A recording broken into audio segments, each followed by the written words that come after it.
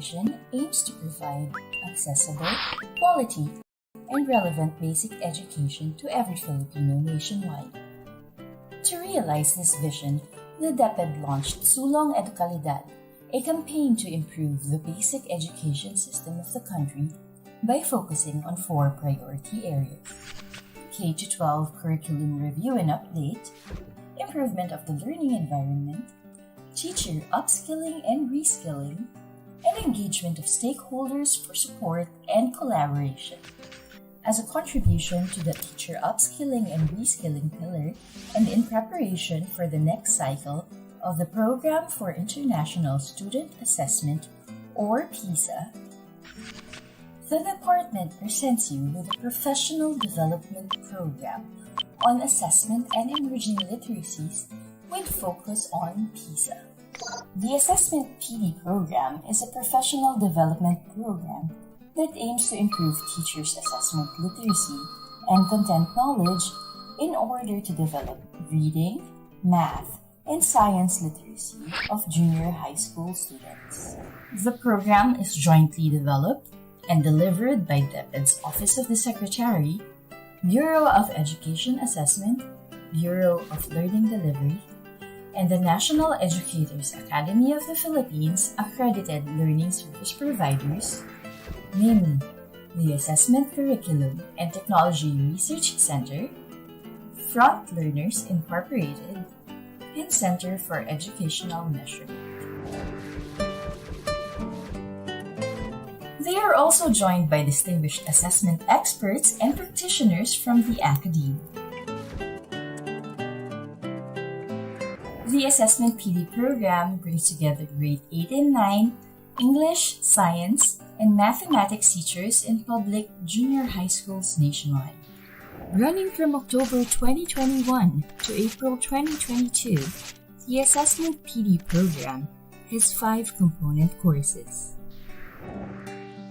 The first course, on enhancement of teachers' assessment competencies, introduces teachers to assessment competencies based on national and international standards. Assessment of learning in DepEd intends to help teachers familiarize themselves on DepEd policies, standards, and programs pertaining to classroom, national, and international assessments. The third course is on the Philippine K-12 curriculum and the ILSA, which provides participants an opportunity to compare local and international fluency in reading, math, and science in order to understand emerging directions in teaching and assessment. Adapting assessment principles and practices to the emerging literacies provides participants with accessible tools, learning resources, and instructional strategies that will help them address literacy gaps identified by the PISA 2018 results. Lastly, the course on monitored application of assessment practice in the classroom setting is an avenue for synthesis and integration of learning through the practical demonstration of assessment competencies, principles, methods, and strategies. Filipino learners need to be equipped to face the increasingly complex challenges faced by the world today. Their preparation starts in the classroom, so we need to ensure that our teachers are given the tools and knowledge that they need to unlock their students' full potential. The Assessment PD is one step forward to this goal.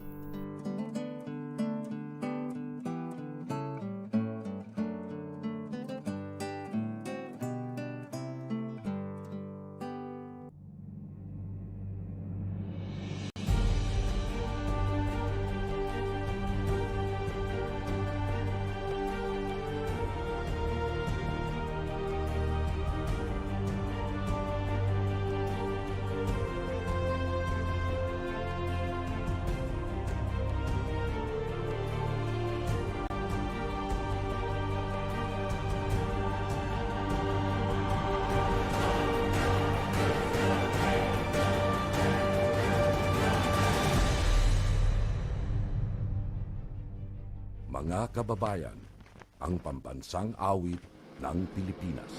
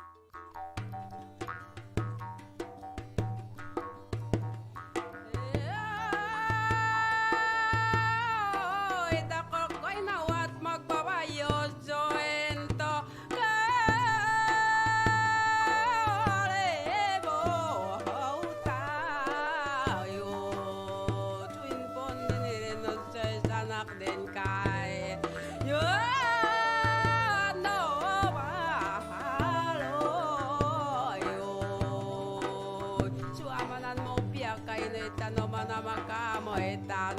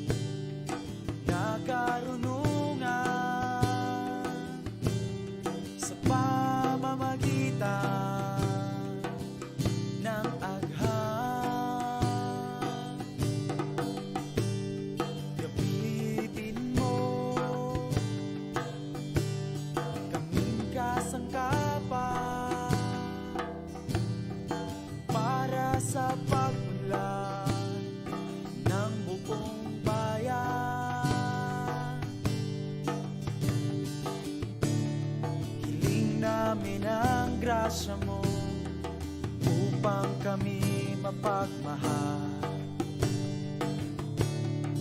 Dapat na tagapagpangalaga ng kalikasan.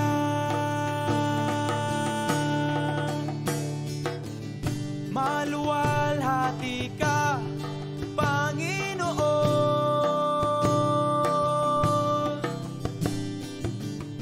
Dakila sa lahat, O Panginoon.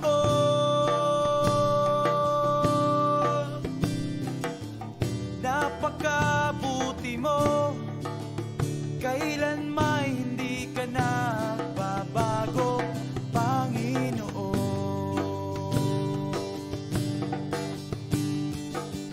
Bismillahirrahmanirrahim. Alhamdulillahi Rabbil Alamin. Ar-Rahmanir-Rahim. Malik Yawmiddin. Iyyaka na'budu wa iyyaka nasta'in. Ihdinas siratal mustaqim. Siratal ladzina an'amta 'alaihim ghairil maghdubi 'alaihim waladdallin. Amin. Ya Allah, kati ya Allah, papalad na miska ya Allah ya Rahman ya Rahim. Sa mga tawag niya wa ya Allah sikwagman ka ya Allah ya Rahman ya Rahim. Ya Allah bungi ngabi ya Allah sa mapya pamikiran ya Allah. Amo sarami ya Allah siku o kawapi siku kapugingad ya Allah pakangiginawa ya kami kay ya Allah pakapamagupa kami kay ya Allah. So kalangulawan o Pilipino ya Allah sisagi nga Pilipinas ya Allah. Napakanudurugungan kaya sa mga mapya pamikiran ya Allah siku kapugingad ya Allah. Ya Allah naargang kar kami ya Allah Rahman ya Rahim. Alhamdulillahi Rabbil Alamin. Maluwalhati ka, Panginoon.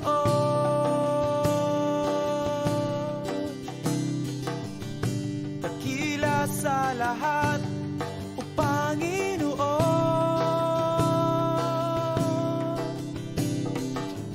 Napakabuti mo, kailan may hindi ka nagbabago, Panginoon.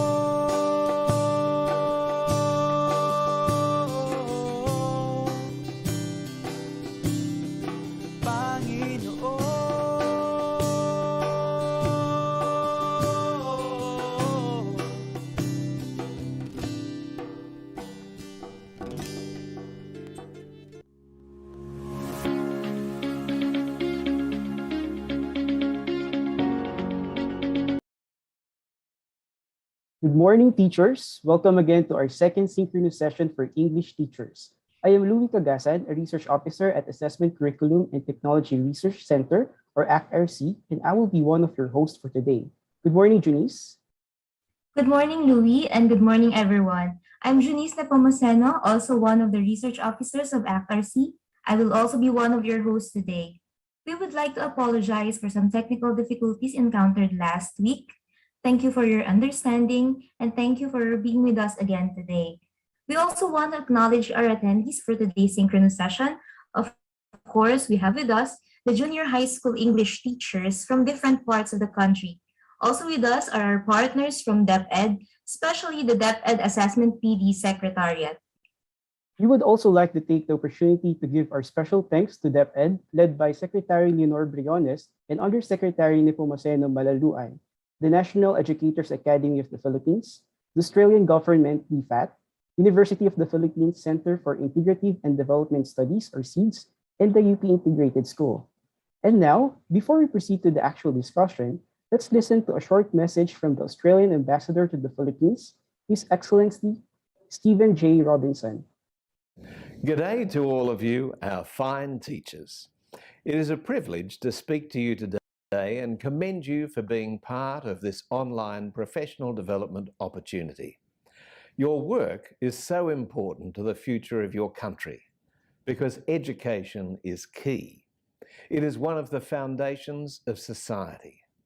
And how well you educate children will have an impact on the future of this country.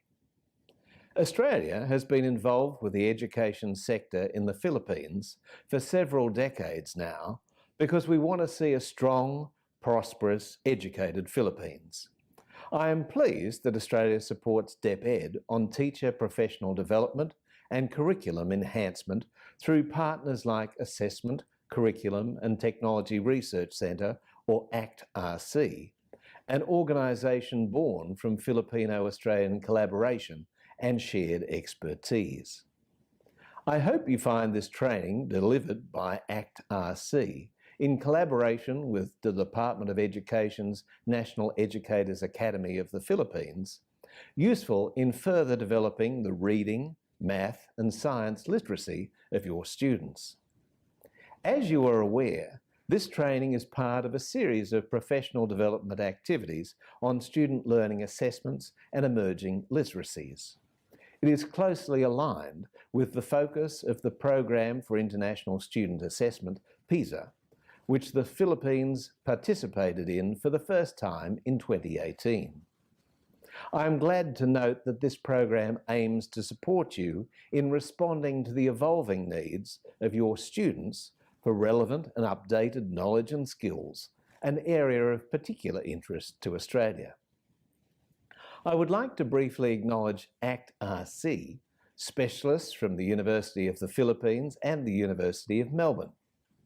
Education remains a core priority for Australia's development cooperation with the Philippines. Our partnership in education has gone from strength to strength over the last 3 decades. Australia and the Philippines are also long-standing partners. Last year, in 2021, we celebrated the 75th anniversary of the diplomatic relationship between Australia and the Philippines. On a personal level, let me share with you that supporting teachers is something very close to my heart. I was a teacher myself, and so were several of the staff members at the embassy before we pursued careers in diplomacy. So, I am intimately familiar with some of the challenges of your work and the importance of what you do. The pandemic has made your jobs much more challenging, and we appreciate your continued perseverance, innovation, and resilience in facilitating learning for millions of Filipino children across different modalities. Our children's education right now is one of the most important investments we have for the future. Education is a fundamental aspect of development, both to an individual and to a society. Australia, as a reliable friend and a good neighbour to the Philippines, will support you in whatever way we can. In closing, I would like to leave you with a line from Joseph Joubert. To teach is to learn twice. I hope you will not get tired of teaching, because that also means you will continue to learn.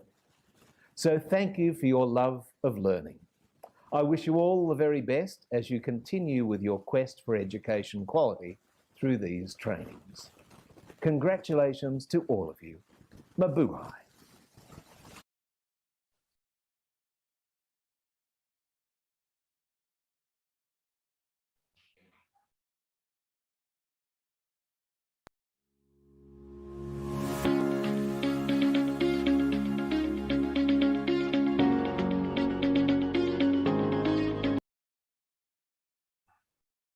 Thank you so much, Ambassador Robinson. Louis, what are some things that we need to expect during today's session? Today, we will also talk about the topics discussed in the synchronous sessions 3 and 4. These are evidence collection and interpretation and use of student data during classroom discussion. That's right. We will have resource speakers to help us go through the highlights of sessions 3 and 4. I'm sure we're all excited to listen to them, but first, what will be the flow of the program today? We will go by session. First, we will have session 3. Our resource speaker will give the summary and highlights of session 3. After his presentation, he will address some of the questions raised by our teacher participants during the asynchronous session. We will have the same format for session 4.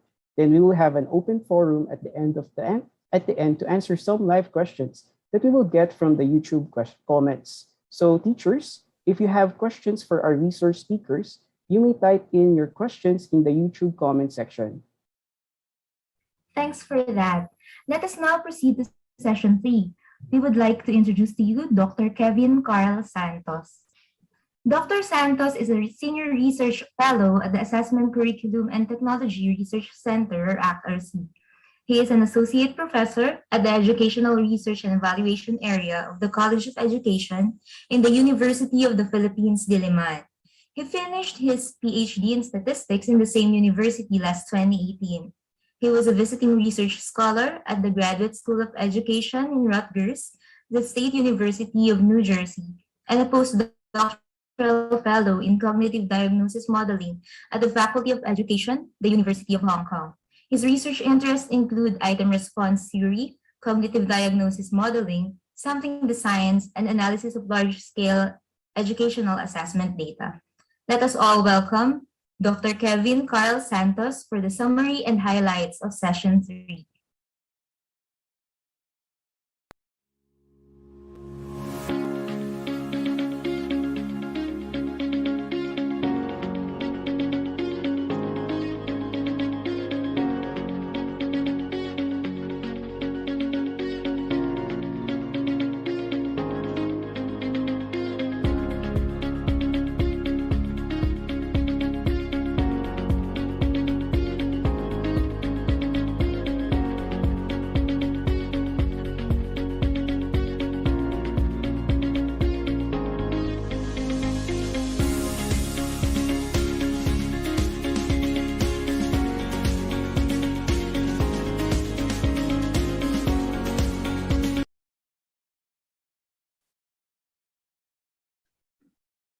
Good morning, everyone. Good morning, dear teachers, and thank you again for joining us this morning. I will be talking about the summary and highlights of session 3, which is all about evidence collection.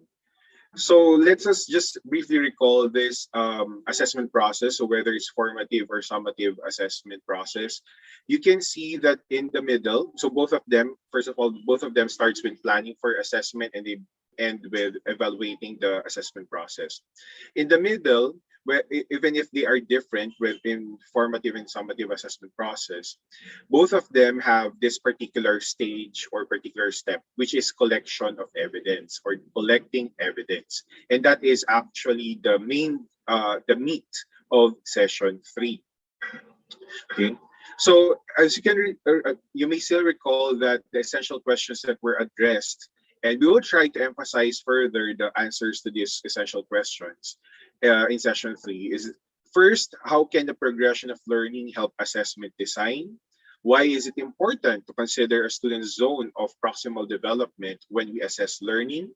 And why is it beneficial to create task and write assessment items for different levels of students' competence?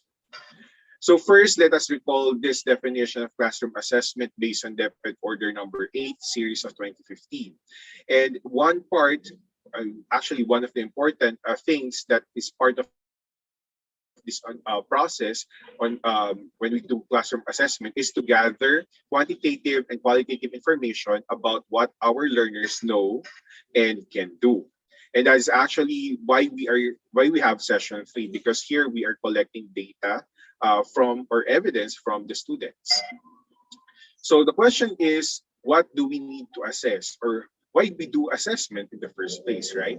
So if you can recall from session in the first synchronous session, one of the quotation that I shared to you is, it says there from Lord Kelvin that you cannot improve what you cannot measure, right?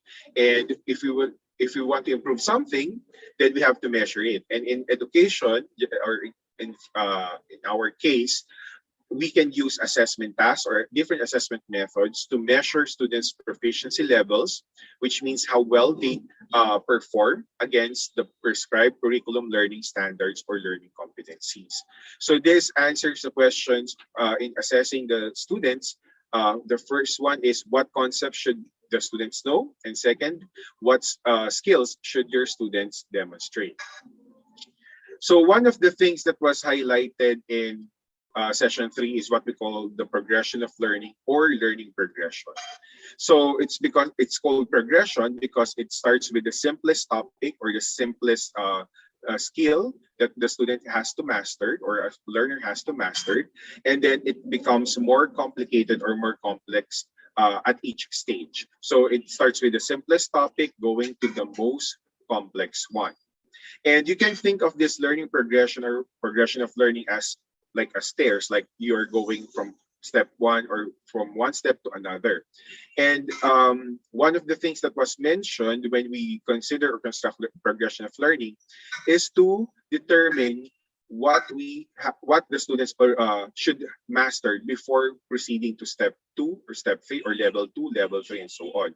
And this is what we call the prerequisite knowledge and skills. So as a teacher, as an educator, you should be able to identify the prerequisite knowledge and skills that the student should master before proceeding to the more complicated topic that you're going to discuss. So why is it very important to do this or to identify this? Because when you identify the prerequisite knowledge and skills of the students, then that means that you have to ensure first that these are the things that the students can already do before proceeding to the next or more complicated topic. Imagine when you go to the next, to level 2 or to the next more complicated topic without students mastering the prerequisite knowledge and skills. This will give the students more difficult time in understanding the more complicated topic without the necessary background or the necessary prerequisite knowledge and skills. Hence, the importance of identifying this in the progression of learning. So let me just share with you this quote from Karen Hess, who is also an educator. She said that a learning progression can visually and verbally articulate a hypothesis about how learning will typically move toward increased understanding for most students. And when you do learning progression or when you construct or develop one, it may vary in sizes. So for example, we will show later on that a learning progression can be from one grade level to another, or it can be just like what is shown in the videos in session 3, that you can focus on a particular learning competency. Now, let me just add this following remarks about learning progression. It is basically a critical bridge that connects assessment, the classroom instruction, the practice, and the curriculum standards. So that is actually just because by just stating this remark, it just emphasizing the importance or the why learning progression is important to us as teachers.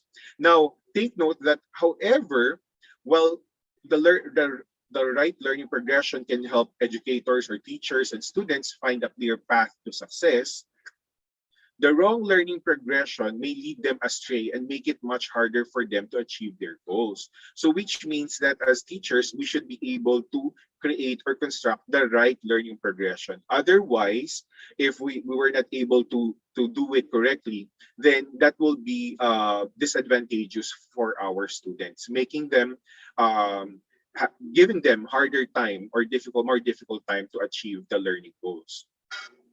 So this is what I was saying earlier, that in learning progression, in constructing learning progression, it can vary in sizes. So here, this is a learning progression across grade levels with 5 skills. First is analyzing argument and evaluating text, understanding author's craft, and so on until word knowledge and skill. So in this particular example, there are 5 of them, and they are the essential skills that should be mastered across different grade levels.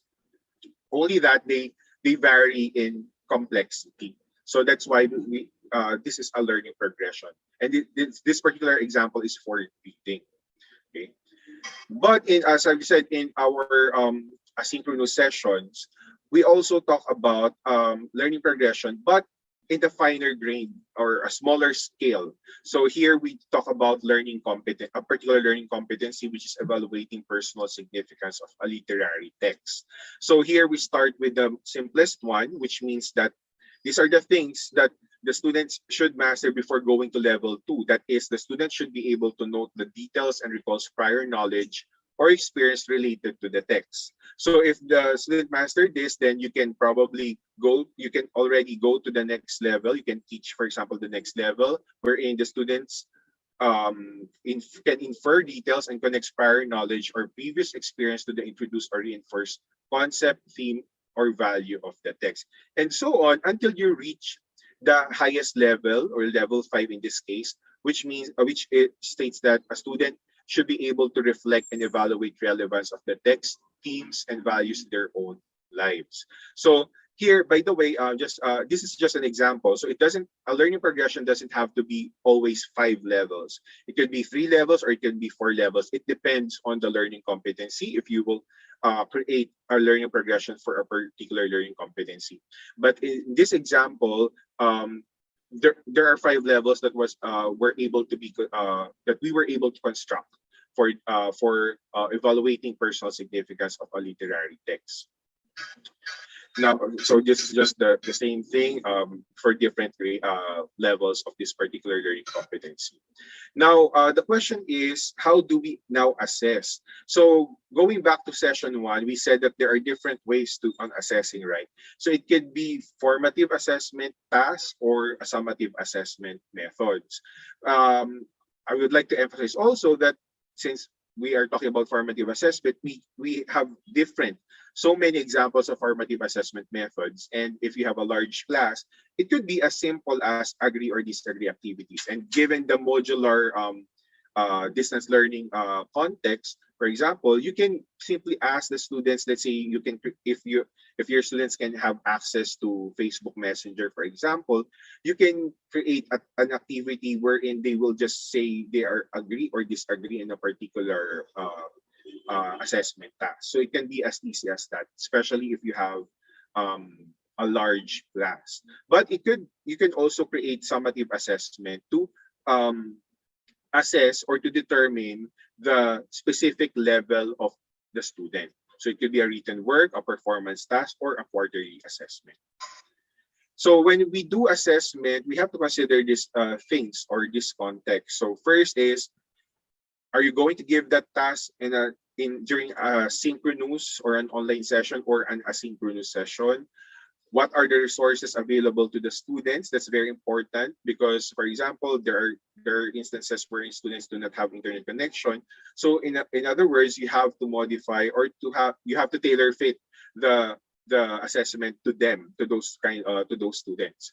Will the assessment be completed individually or by group? That will also be a consideration. And lastly, based on previous assessment, which means that you have collected evidence before, what do your students know and can do already? So that means you can use the previous assessment to answer this question as well. And also in designing new assessment tasks. So in the example that was given in synchronous, session 3, we have enumerated different levels, right? We have 5 levels, and these are the description. And as you can see, we're able to um, specify an assessment task or item. And this will be able to help us determine the level of the student in this particular learning progression. So for example, in the level 1, to measure or to assess the level 1, you can ask this particular item, what do you know about heaven and hell? How would you describe each? So if the student can answer this, then that means that he or she already mastered level 2. The same thing goes with the other levels. So you can specify a particular assessment task or item for each level so that you will be able to identify where the student is within the learning progression. Now, one of the things that was also presented in session 3 is this one. So in level 3, as you can see, it has this description, and you have also a column for cognitive process. This cognitive process is tied up with the revised Bloom's taxonomy. So you can see here, remember, understand, and analyze. Now, in this particular example, as you can see, it can be a simple lower order thinking skills like remembering and understanding, and then it can be a higher order thinking skill or cognitive process, which is analyzing. But all of these three cognitive processes that are being assessed in this particular level are just within level 3. So which means that in a learning progression, it does not necessarily mean that level 1 should correspond, for example, to remembering, level 2 should correspond to understanding, or level 3 should correspond to analyzing, for example. It doesn't have to be that way. So in other words, that only means that you can, in this example, we have shown that you can have a Bloom's taxonomy or a hierarchy of different cognitive processes within a particular level. So it's not necessarily tied up with the revised Bloom's taxonomy, but you can use it. You can integrate that in the learning progression as well. Okay. Now, this is just an example. The previous slides that were shown, we just focus on level 1, and then there's just one assessment task. But if you have, let's say, enough resources or time, for example, you can do an elaborate assessment strategy just like this. So you can give assessment tasks before lesson proper, during lesson proper, and even after lesson proper. And this is just for level 1. So as I've said, this if you have time to do everything, because you're about to cover different learning competencies also. So if you have enough time, then you can create assessment strategies just like this one, which also means that it will give you more evidence or more information about what the students learn and can do as well. Now, what's the use or importance of learning progression or progression of learning? Now, we will connect this to assessment. So when an assessment is linked with the learning progression, a student's score or a student response to a particular assessment task, it places them within the learning progression. So it will identify where the location of the student within the learning progression. While the assessment can identify which skills a student has learned or even mastered, the learning progression can provide the educator or teacher insights into which skills a student is likely ready to learn. So which means that it answers the question, what's next? So basically, just what it's being shown in this picture, learning progressions show the way forward. So learning progressions are how assessment get insight instruction, which means that educators can use learning progressions to plan or modify instruction to make sure that students are getting the right instruction and content at the right time. And so for a student who is lagging far behind peers or classmates and needs to catch up quickly, a learning progression can identify which skills are the building blocks that the students need, not just for success in their current grade level, but to succeed in future grades as well. Now, another important topic that was discussed in session 3 is what we call the zone of proximal development. Particularly, this Venn diagram shows the zone of actual development or ZAD, the zone of proximal development or ZPD, and the other one is the part or the zone which gives us what the students cannot do or currently beyond their reach. So what is the zone of proximal development again? So it's the distance between what students are currently capable of doing independently and what they can do with scaffolding or support from an adult. It could be a teacher, it could be a parent, or from more capable peers. So meaning they cannot do this independently, they still need support from others. So it's what is ZPD? It's the zone after the level in which your student has demonstrated mastery or ability to perform tasks independently. So for example, in level 1, you did an assessment and it showed that the student can already do this independently. That means it's the student's ZPD is the next level, the level 2 in this particular example. In the zone of proximal development, there could be more learning if necessary help is provided to the learners. Now, what's the use in identifying the student's ZPD? It will inform us as teachers about the concepts and skills that they can learn or acquire with the help of someone who is more capable. So the assistance could be from guardians, parents, teachers, peers, or even reference materials as well. So going back to the Venn diagram, let's discuss what ZAD is, or zone of actual development. So if the ZPD, these are what the students can do with support, the ZAD are what the students can do independently. So it consists of competencies that are already established or acquired by the students. So that means the students can do it without assistance or guidance from others. Okay, so the question now is, we will now link it to assessment. Which zone should you assess as teachers? So assessment should be designed to measure knowledge and skills at the ZPD, or the middle one, the intersection between the two circles. With assistance from a more capable person, students can learn concepts and develop skills at ZPD, and assessing this knowledge within ZPD will inform you as teachers on whether your students have already achieved mastery after providing them the help that they need. So which means that will give you an idea, can they do this independently already? So the question now is, why not ZAD? Because tasks at the ZAD will be too easy for the students because they already mastered this. So they are expected to perform this task very well independently. So there won't be new learning for them. So that means that these tasks don't promote development and may not be engaging for the students, because some students will say, I already know this, so I don't get motivated to do this particular task. Now, what about the zone where concepts and skills are found too challenging for students even with assistance? Should you give task assessing that zone? That zone refers to this one, what the students cannot do.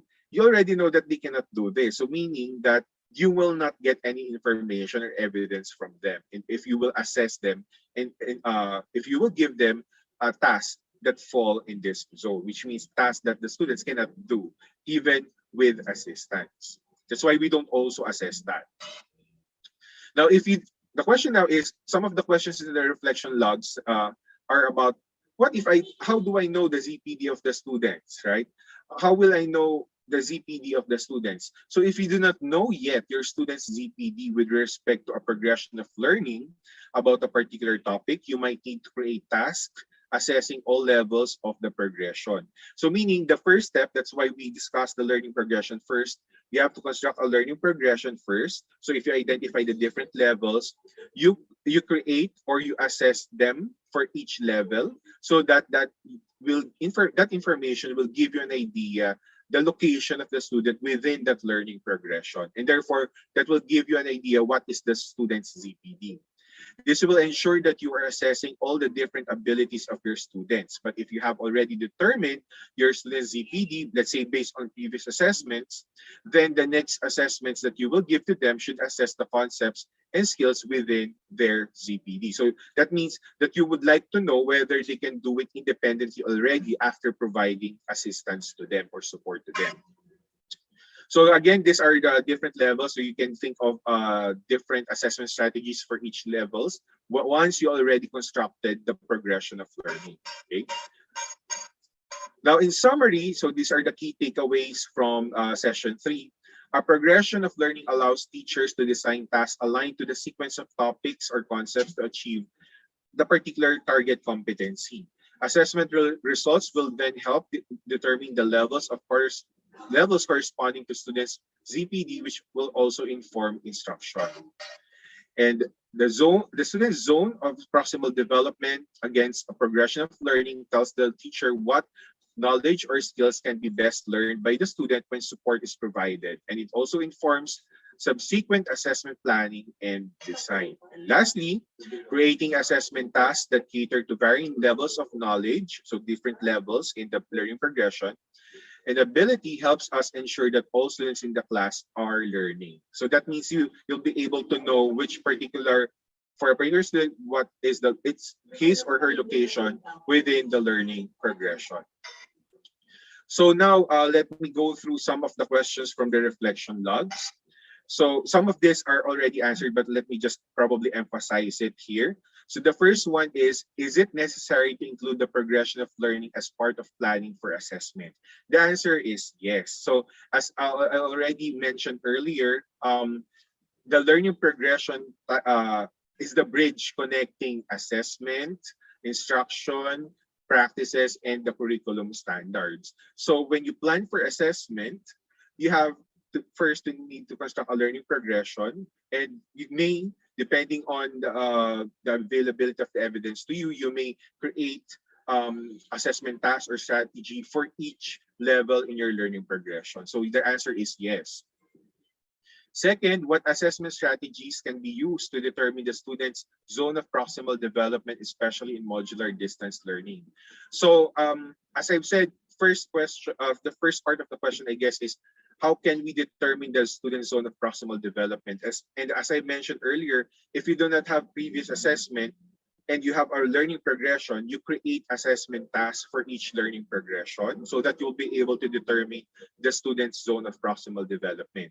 Now, in modular distance learning, as we mentioned earlier, you can give formative assessment tasks, and it could be as simple as agree or disagree activity, so that you'll be able to know, right, the student's zone of proximal development. So you can also, in relation to the question number 3, you can also provide additional assessment, let's say additional assessment based on top of the assessment given in the module already. So for example, in the learning competency given in this session 3, there are some questions or items for each level.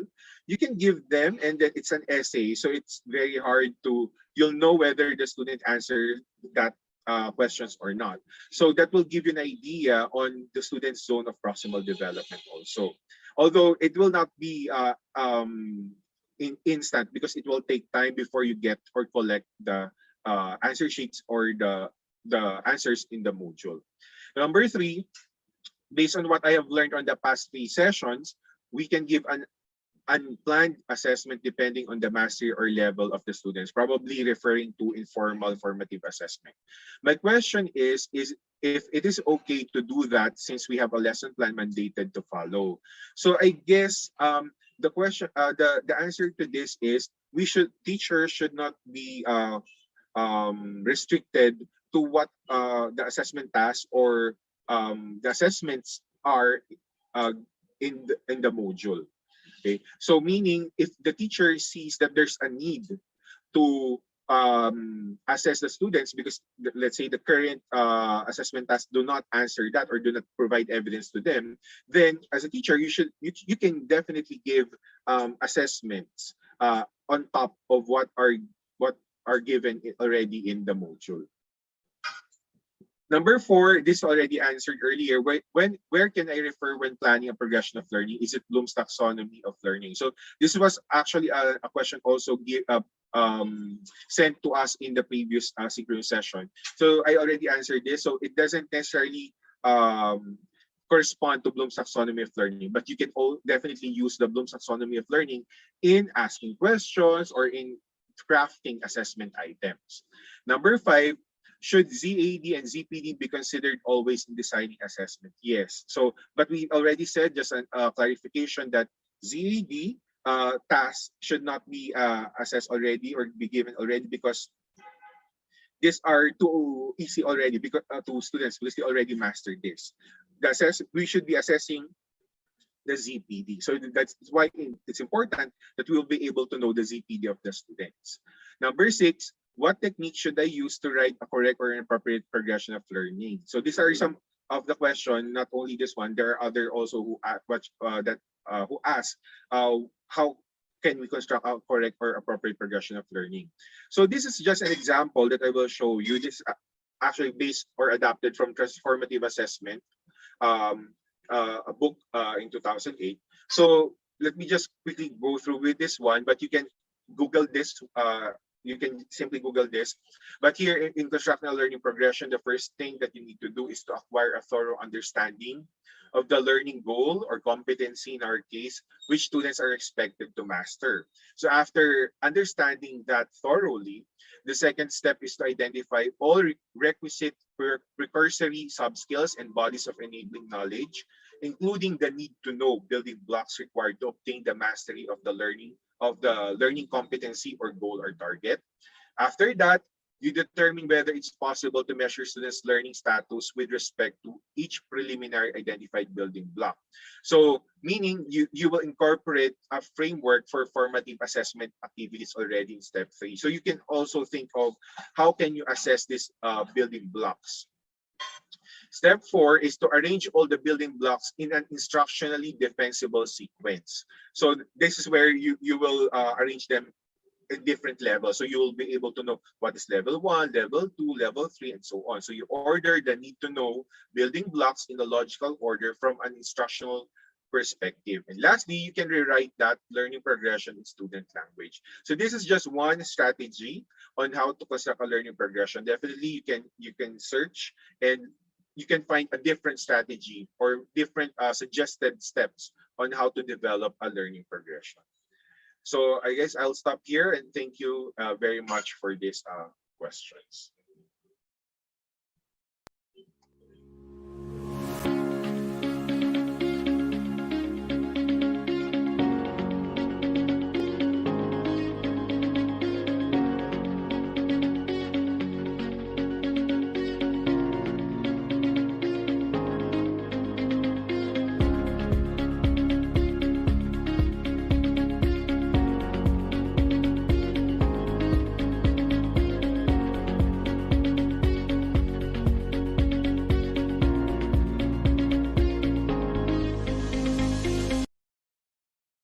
Wow.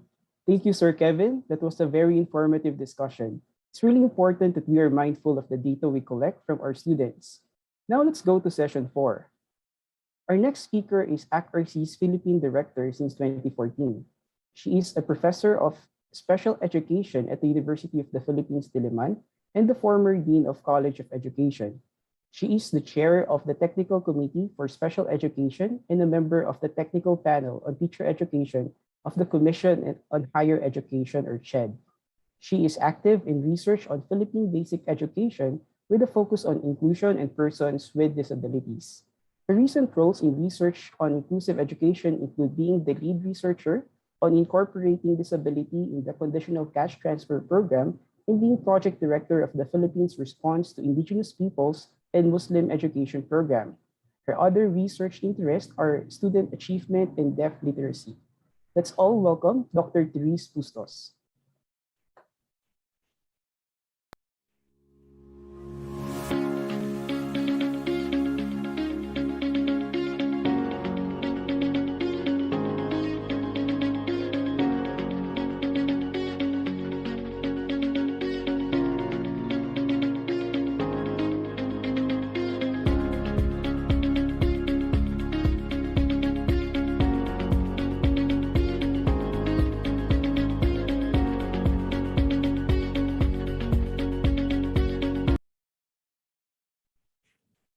Good morning, everyone.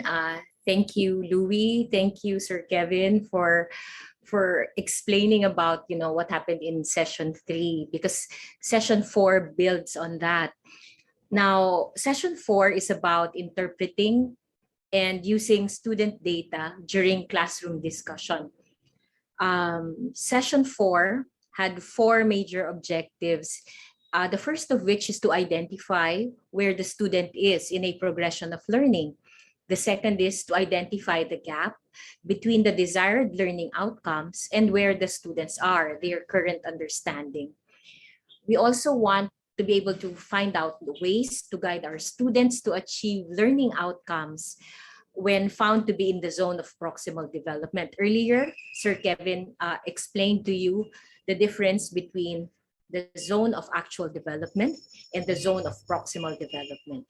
And lastly, we would like to be able to identify where we are, our current practice in relation to the 4 levels of formative assessment. So there were 3 essential questions, and these are: how can teachers identify the current level of student understanding? So how do we do that? What are the information that we need? The second one is, why is there a need to process student responses during class discussion? And then lastly, how can we use classroom discussion to bridge learning gaps? And so hopefully, with the summary of the highlights of session 4, we will be able to answer all of these essential questions. So first, how do we identify the student's current level of understanding? And so for this particular exercise, we are going just to review the different cycles. Remember the cycles of assessment. You have the long cycle, which is across quarters. Then you have the medium cycle, which is across instructional units. And of course, you do have the day-to-day as well as minute by minute. So, and those belong to the short cycle. And that will be the focus of today's discussion. And so what do we do? How do we conduct informal formative assessment? And so this can also be called assessment conversations.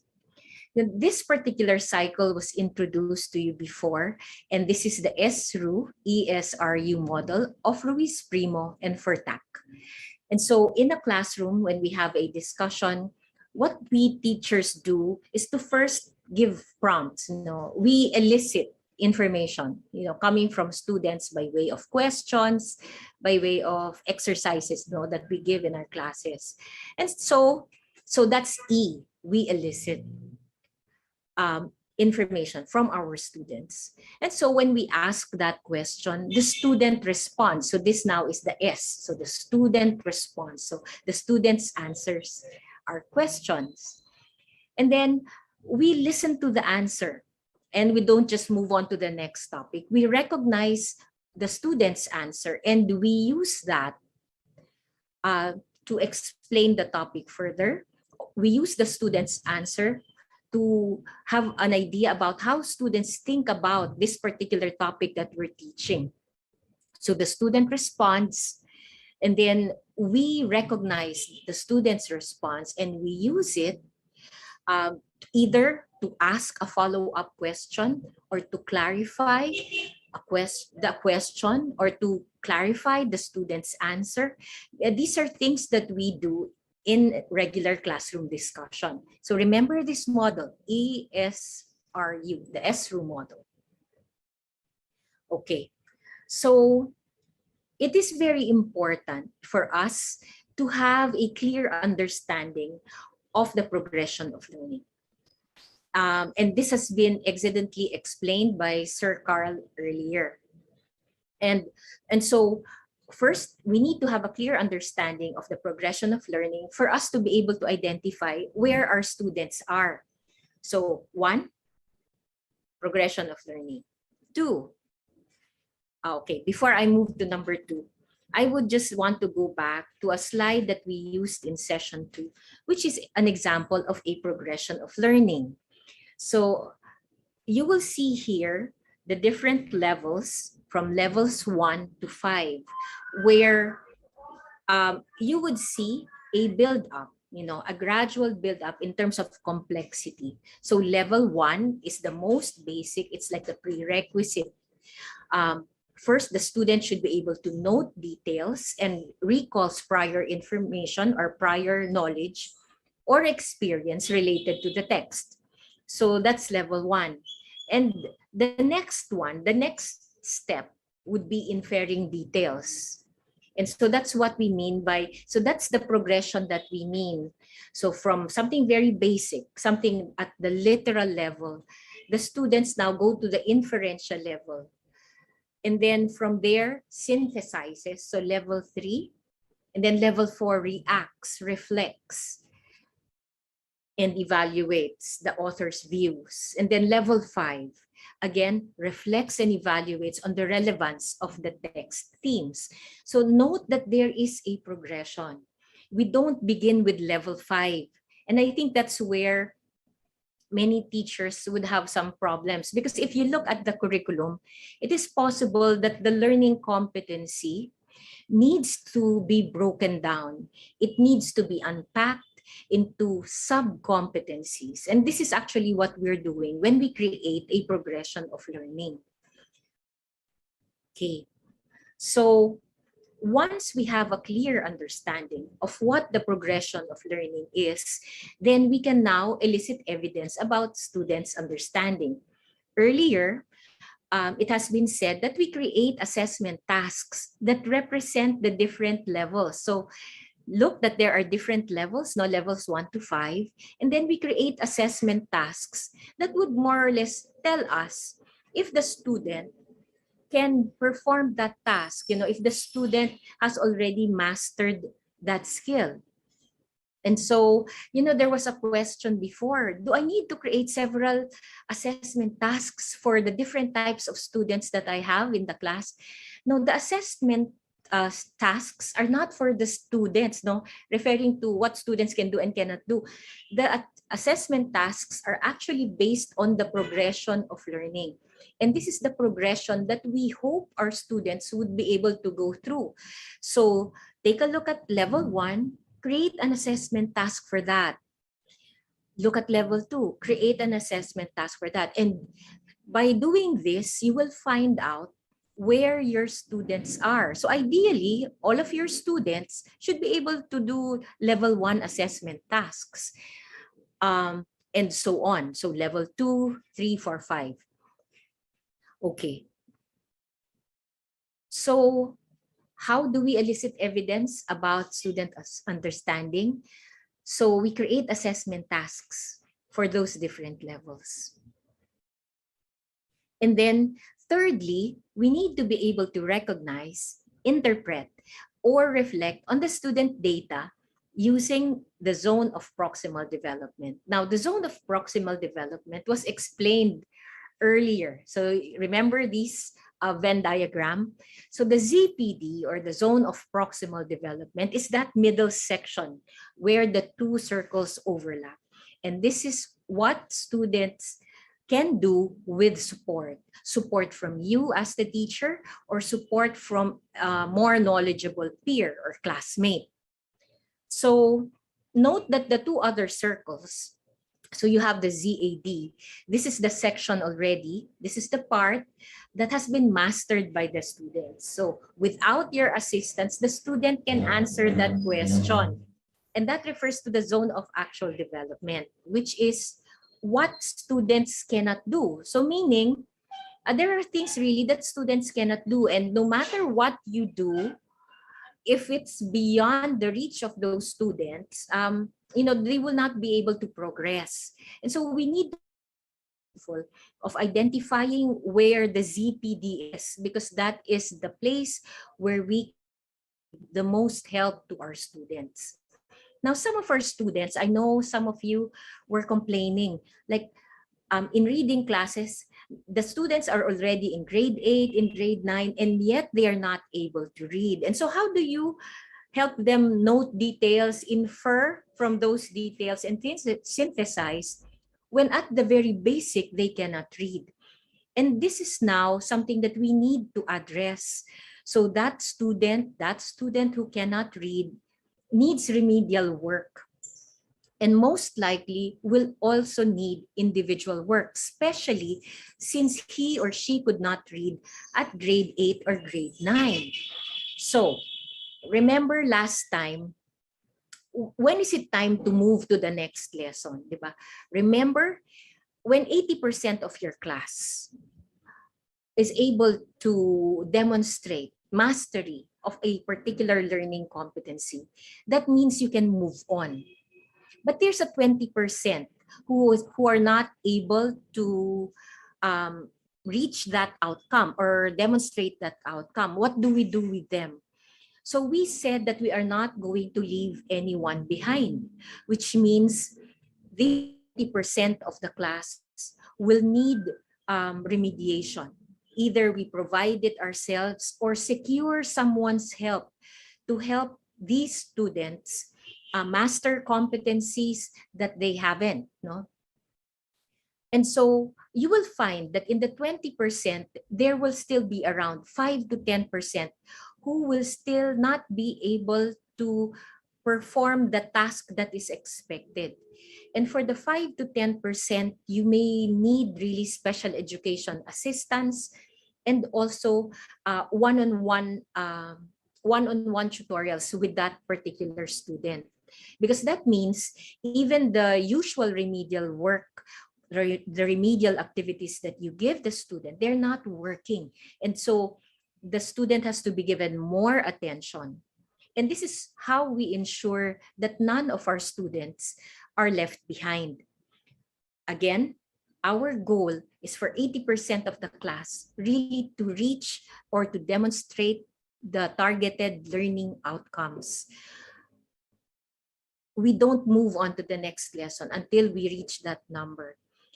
If it's like 70-30, 60-40, 50-50, you know, it's very difficult to manage remedial work for 70-30 ratios, 60-40, or 50-50. Research will tell you that the better ratio would be 80-20, 20% having difficulty. And so giving remedial assistance to 20% of the class is manageable, but bigger than 20% will be very difficult. So please remember that. Now, going back to this discussion, we want to know where our students' ZPD is. And so we will find this out if, for example, a student is able to do the activity correctly without your assistance, then that means the student is already at ZAD level. But if the student is able to get the correct answer with your assistance, with some prompting coming from you, then the student is still performing at ZPD level. That's a zone of proximal development. And that is actually the best area to be doing all of these activities to ensure that our students move from ZPD to ZAD. All right. And so, for example, so you have a current lesson, you know already what your students can do independently without you, without your assistance, but you also know, based on the assessment tasks that you gave, what the students can do with your help. You also know what they cannot do even with your help. So that's the thing that you need to stay away from. But again, that's a red flag. And for example, for high school students who don't have the foundational skills, the basic skills, then again, this will require remediation and some help through special education. So in the example given in the video, you have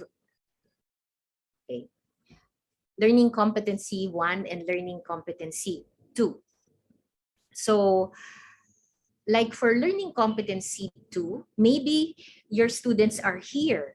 This is something that they can do with your assistance, but maybe they have already mastered learning competency 1, meaning even without your assistance, they could already relate content or theme to previous experiences and background knowledge.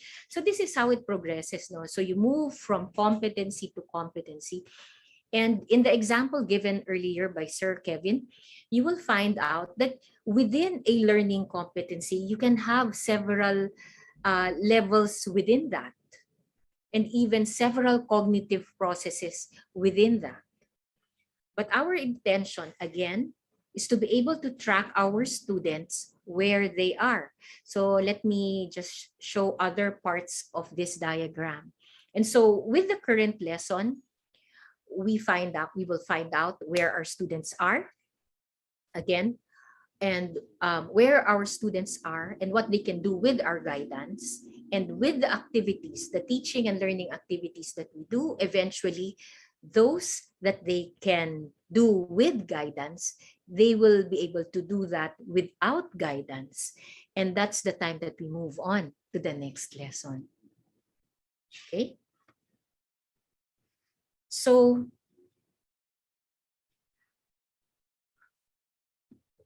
I just wanted to reiterate the progression. It all begins with identifying the progression of learning.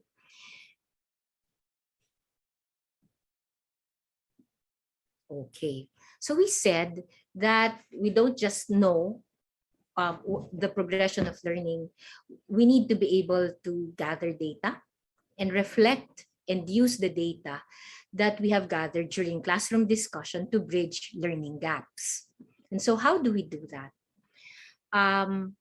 In the previous video, and especially the one that you saw on Qualtrics, we said before that you elicit, interpret, and use data. Remember the process: collecting data, interpreting it, and using it. And so for this presentation, sometimes, we could interchange terms like interpret and reflect. And then we could also interchange the use of the word use data as well as respond to student data. And so, again, it is important to recognize students' responses, but we don't end there. We need to be able to use students' responses to be able to strategize, to determine what we will do in the classroom. If you recognize that the student gave you the right answer, then maybe that's a signal now to move on to the next question, to the next lesson. But if you recognize that the students keep on giving you the wrong answer, they keep on showing you the wrong procedures, then you need to use that information to change the way you teach, maybe to repeat what needs to be repeated, or to reiterate certain processes, to emphasize certain processes that students may have missed. And this is what we mean by using the data. And so if we are at the point in our careers or in our teaching where we just recognize right or wrong answers, that's low level. That's a low level type of response to our students, to what our students give us. But if we are able to use student data, then that is a high level. So that's a high level use already. So in this particular spectrum, where are you? Are you still at the recognition level? Are you at the point where you're able to use what you have recognized so that you can use data to strategize? Okay, and I will reiterate this later. Okay, and so feedback is very important. So it says here from Trumbull and Lash in 2013 that feedback takes on a formative role. Remember, formative, when it informs the teaching and learning process. Feedback takes on a formative role when it provides information about the gap between the student's current level of understanding and the desired level of understanding. And so our goal is to reduce the discrepancy. We want to reduce the gap. So can you imagine? So here you are, this is where the student is, represented by this fist. And this is where the student needs to be. And so our goal is to lessen that gap. But how do we make this happen? How do we make this happen where the gap is reduced, the discrepancy is reduced? It is through feedback. So initially, students will be like this. This is where they are, and this is where they need to be. But eventually, with our help, that will become one. Which means they will get to a point where they master what they need to master, where they demonstrate targeted learning outcomes. And so, you know, as a special educator, I have, well, the word feedback at first seemed very, very threatening. Until we were doing some exercises with children. We were teaching them how to blow, as in blow air, because that's very important, no? When we want them to be able to speak better. And so sometimes I would think, so how do I provide feedback to my students? You know, a very simple way of providing feedback for that blowing exercise was just using a candle. So if a student was doing it correctly, he would see the flame move, or he would be able to snuff out that flame. And that is feedback already. So I was saying, wow, feedback is not such a sophisticated thing. It may look like a sophisticated word, but it's being able to react or respond to what a student does. So, and I just wanted to demonstrate that using this candle exercise, because there are many things that we do, that we can do in the classroom that provide our students feedback. Remember, last synchronous session, Sir Kevin was saying, oh, but you can use the thumbs up, thumbs down as your way of giving feedback. You know, it doesn't have to be so elaborate, but definitely students need feedback. And here's why. You know, in the research of Hattie, they were looking at things that have an impact on student learning achievement. So it's quite a long list, but we were able to condense that list just to show you what works and what doesn't work.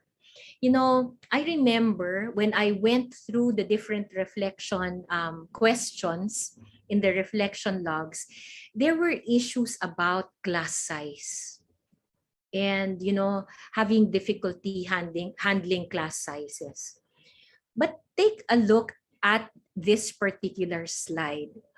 Where is class size in relation to student learning achievement?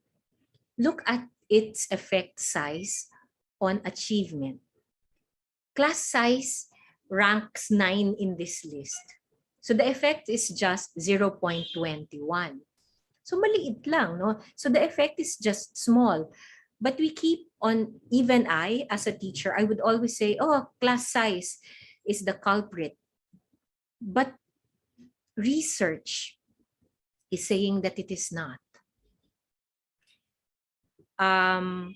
Some also say, no, it's class management. But look at where it is in terms of effect on achievement. It's 0.35. What is very important, what research says is important in relation to student learning achievement is the quality of classroom discussion that we have with our students. It's the feedback that we give our students that has an impact on their achievement.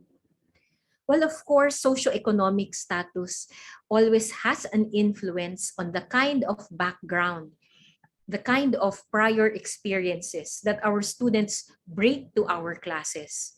But take note of number 1 and number 2.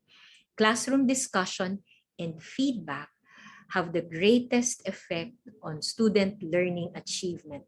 So in terms of investing, no, and using our energy in our classrooms, how much time do you dedicate to classroom discussion?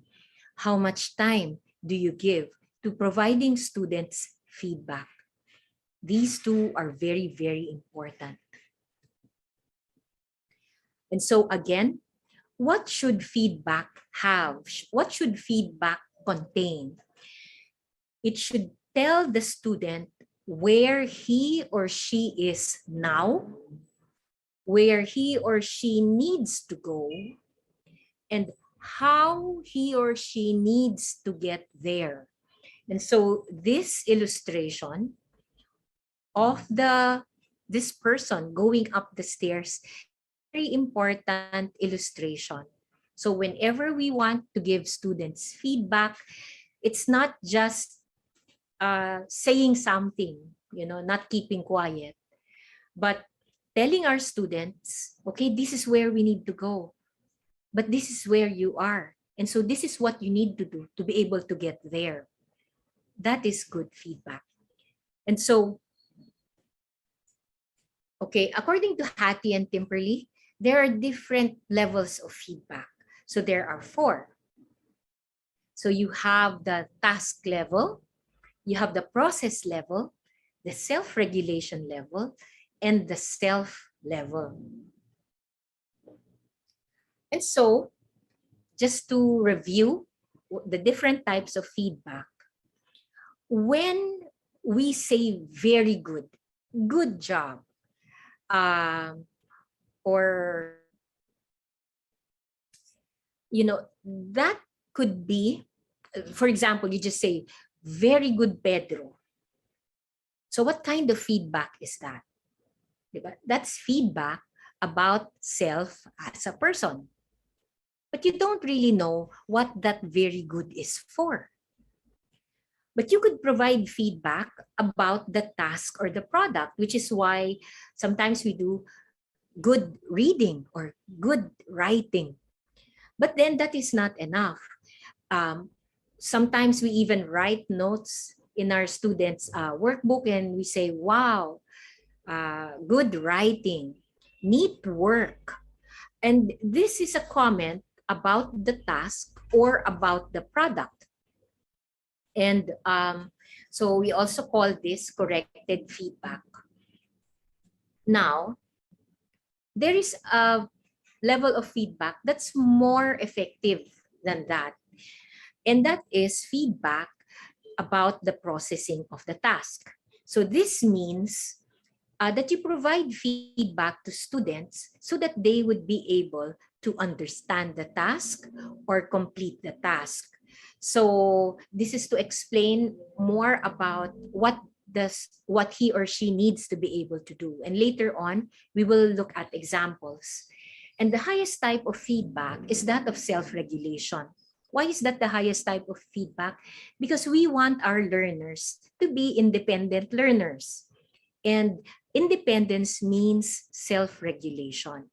And so on their own, students should be able to figure out if they're doing a task correctly or if they are not. And so take a look at the following examples. So an example of effective feedback which focuses on self-regulation is, so I'll just read this. A good argument is one backed with relevant supporting details. So check to evaluate whether your supporting details are relevant and strongly bolster your points.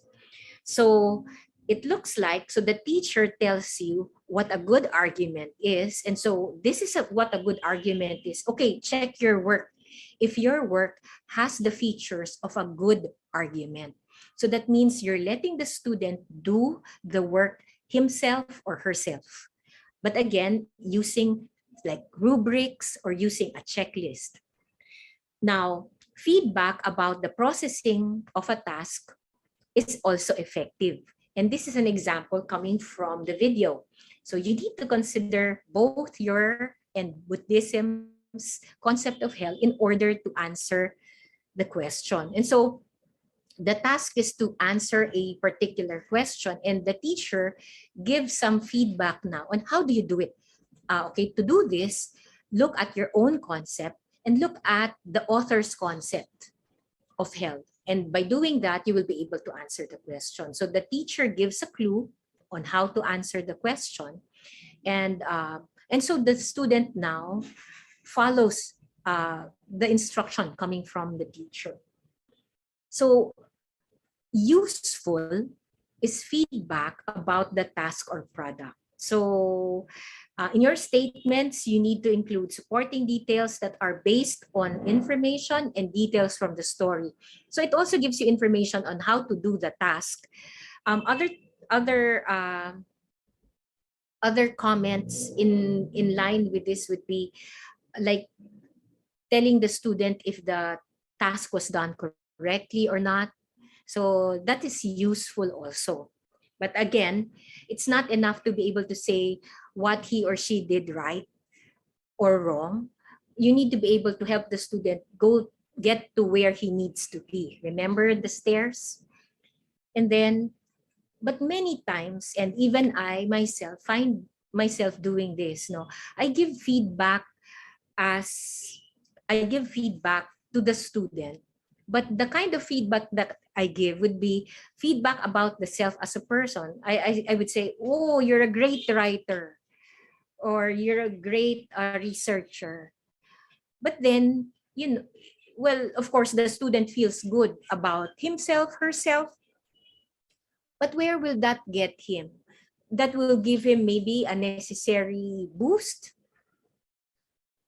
but eventually that boost will wear off. And so we need to be able to add to like positive comments that we give our students. We need to add some instruction again on how to get to where they need to be. Okay. So Hattie and Timperley reminds us that simply providing more feedback is not the answer. So it's not just being talkative and just giving feedback right there and then, or giving feedback left and right, because you need to be able to figure out what kind of feedback does the student need. And so you need to look at the nature of the feedback, the timing of the feedback, and if the student is able to receive the feedback, because you could just be saying things and the student still does not understand the feedback that you're giving. And we hope that as our students become independent learners, they will be able to actively seek feedback. Because I particularly like students who really seek out feedback on work that they have submitted. Some students would give you their work and then just leave the paper with you. But there are some students who would really ask you, so do you have any comments on my paper? How can I improve on this paper? And that's an example of a student who is actively seeking feedback. Okay, now, I said earlier that we would like to be able to find out where we are in terms of our formative assessment practice. And ACTRC, with Sir Louis, one of our hosts, he headed this group that did this study on formative assessment protocols. So they created a protocol, and with this a tool that is used for classroom observations of formative assessment. And so based on this particular research, they found that there are different levels of formative assessment among Filipino teachers like us. So level 1, again, this is a progression. Level 1, level 2, level 3, level 4. And at the bottom of that progression is level 1. Teachers who teach at class level and follow or attends only to the planned lesson delivery. So really follows the lesson plan. That's level 1. But you will find also that there are teachers who are performing at level 2. These are teachers who can acknowledge the discrepancy between the lesson, which is the target, and the student's response. So they know the difference between the two, and they're able to provide some information to the students, and sometimes provides directions to students so that they can do the target tasks. Okay. However, their team also saw level 3 teachers. And level 3 teachers are the ones who can acknowledge and respond to student progress. So they go beyond just acknowledging the gap, but they are able to use again the information. They are able to respond to student progress. And because they're able to respond, they are able to adjust their teaching strategies. They are able to provide feedback about the process and about the topic itself, no, the conceptual understanding of the topic. And so these teachers are very mindful of where the students are, where they need to be, and how to get there. And level 4 teachers, again, are teachers who are able to empower their students to become evaluators of their own learning, meaning they've become independent learners. Now, let's see how the teachers in that study fared. Look, now we're in particular, look at the green bars, because the green bars show you teachers who were able to perform at specific levels. Again, this is the progression of, it's like the levels in developing our ability to use formative assessment in our classrooms. So 56% of the teachers in that sample were at level 1, meaning they were really sticking to their lesson plan. They just teach, no, they follow the lesson plan. But you have 36% who are aware of the gap, the discrepancy, and try to reduce that gap. Okay, they provide instructions, etc. So you will find that there's a blue bar too, that there were teachers among the sample who were trying, but they did not achieve it. Now for level 3, you have 8% who were able to do that. They were able to help their students reduce that gap. I mean, intentionally. They use feedback to help the students get to a point where they reduce the gap, they adjust the teaching, their strategy so that this is possible. That's level 3. But only 8% of the teachers were able to do that successfully. But the good thing is there were 36% of them who attempted to do it. But for level 4, like, you know, developing independent learners, there were people who tried, 2% who tried, but no one achieved that level in that particular study. So in comparison to teachers in the study, where are you? Are you a level 1 teacher, a level 2 teacher, a level 3 teacher, or a level 4 teacher? Okay. So the next set of slides have to do with, so how do we interpret and use student data in distance learning? Of course, distance learning is really challenging. It has never been easy. And so we have different modalities. You have online, modular, you have radio, TV. And are you able to provide immediate feedback or just-in-time feedback in these modalities? So for the few in relation to the big population of students, for the few who are able to do online learning, it is possible to get feedback from the teacher who's in the Google Meet or the Zoom room. It is possible to get feedback from classmates also. Of course, we do not expect parents to be in the Zoom room. We don't expect parents to be in the Google Meet classroom, in the Google Classroom. And so we said here that it's parents as actors, as providers of feedback would not be possible and not applicable. But during online classes, you know, the SRU cycle, the SRU model that was given to us is possible. That's really possible.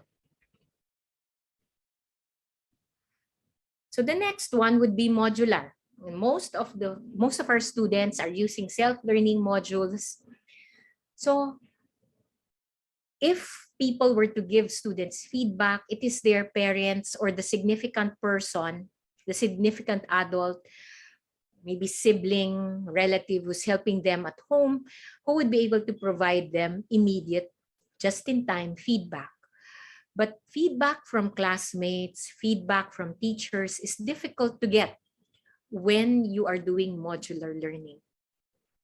And what do we do here?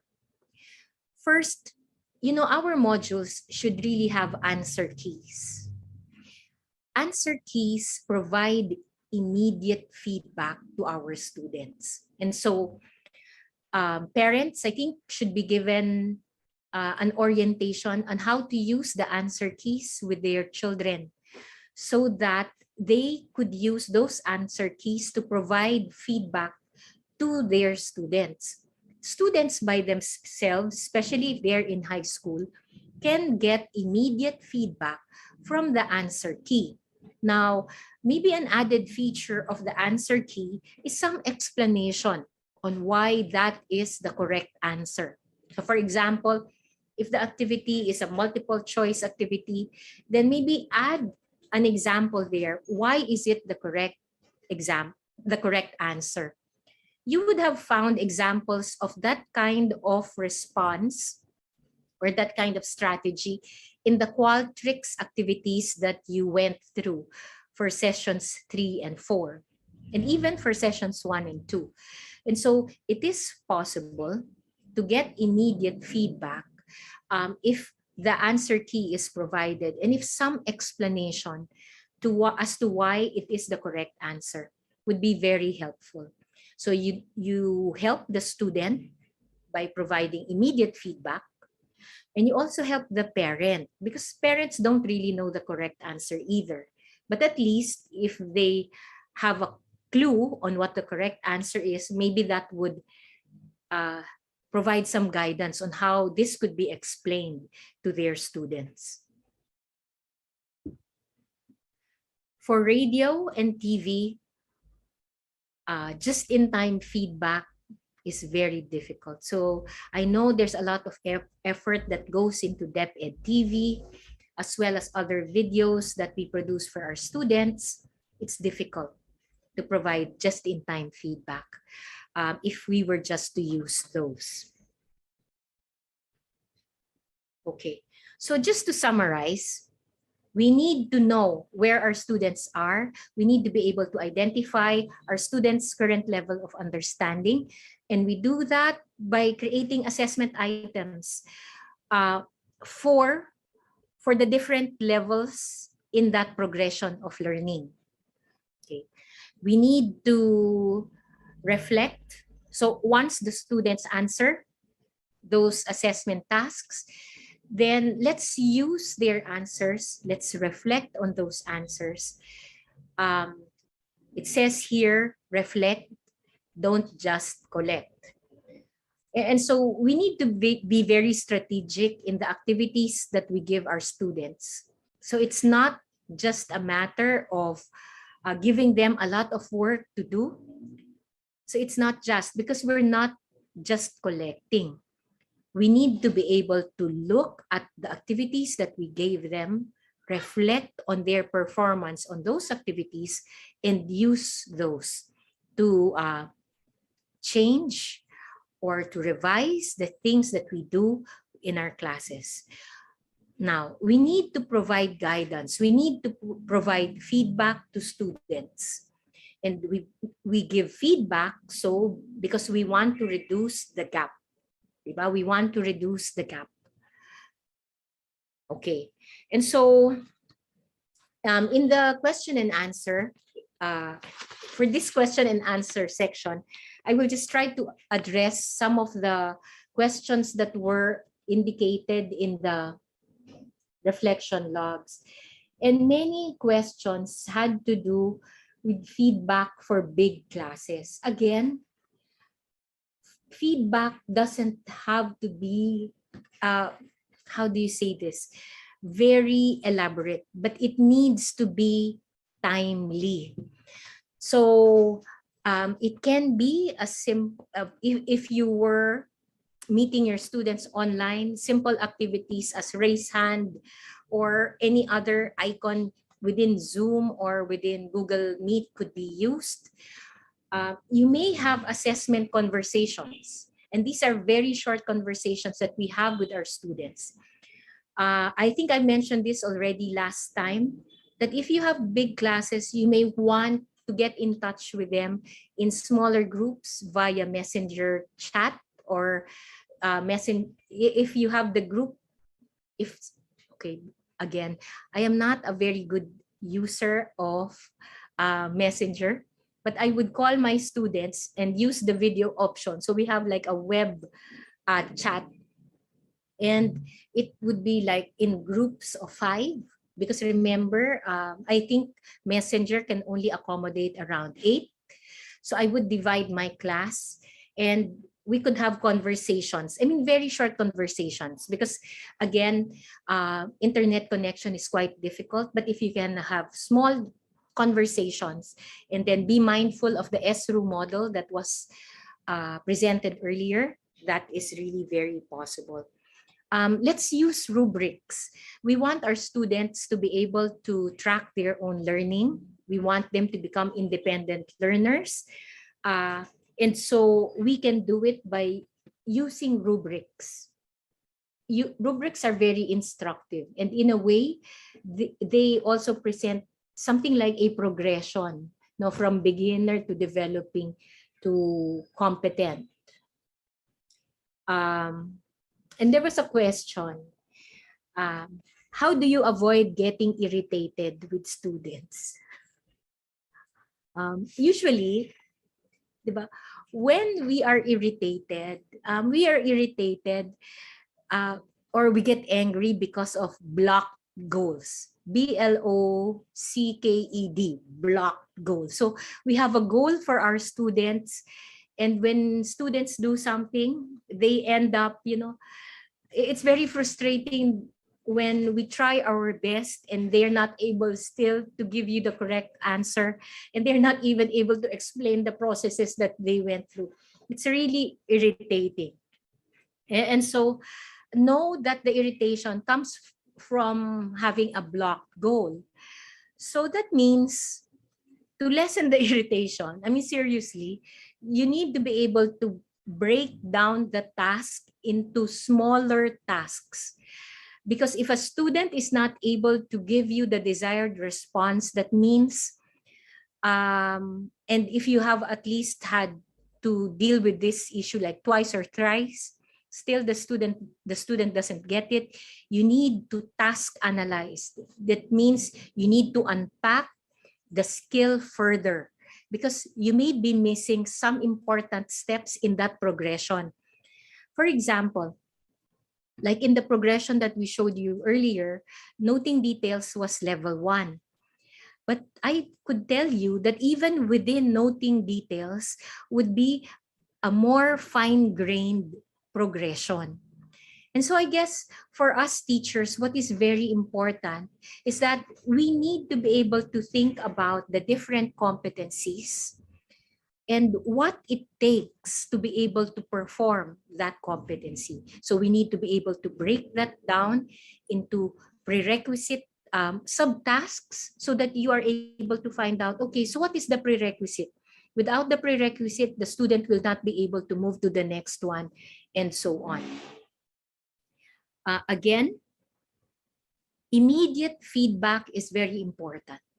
And so at best for modules, the first feedback that students get come from the answer key. And so first, make sure that the answers in the answer keys are correct. And hopefully, with the correct answers are some explanation of why they are the correct answer. I know it takes time to do that, but that is one way to provide immediate feedback to a good number of students. And so maybe I'll pass the floor now to our hosts for the bigger open forum. Thank you.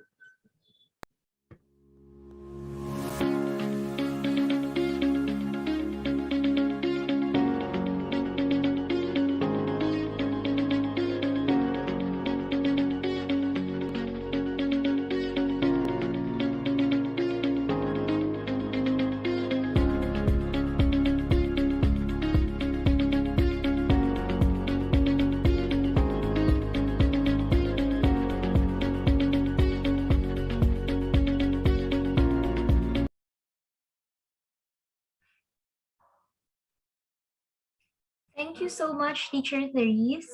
So now we will start our open forum. From the questions posted in the comment section of YouTube, Louie and I will choose some questions that will be answered by our resource speakers. So here, let me read to you the first one.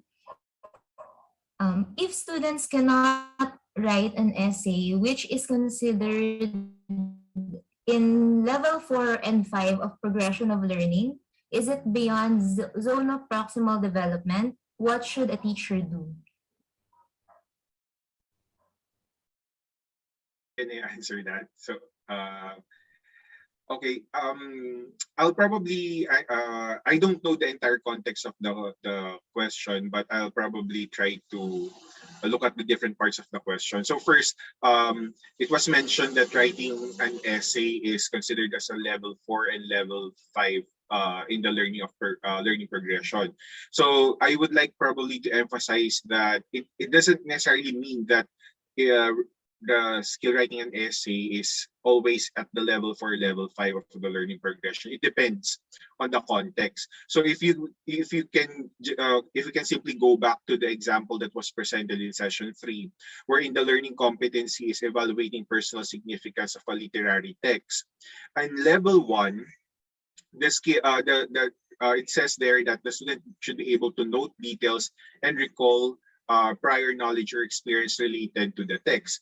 If you would like to measure level 1, you can ask the student to write an essay stating his or her prior knowledge or experience related to the text. So meaning you can ask them, you can give an assessment task at a lower level. Doesn't necessarily mean it's always on level 4, level 5. It depends on the context. Now, going back to the question, so for example, this particular skill is in level 4, level 5, and the student cannot do this.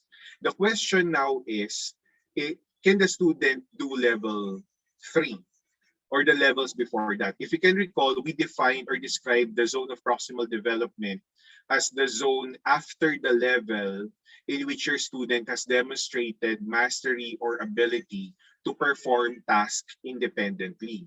So you should be able to determine or assess the student and tell whether the student can do level 3.